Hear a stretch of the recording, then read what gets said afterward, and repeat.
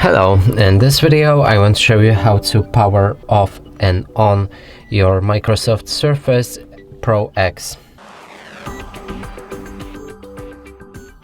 And to do this you'll need to click on a start. Right here my Surface is powered on, so to turn it off click on the power icon and shut down. The tablet should power off, and now we can press the power key to turn it back on.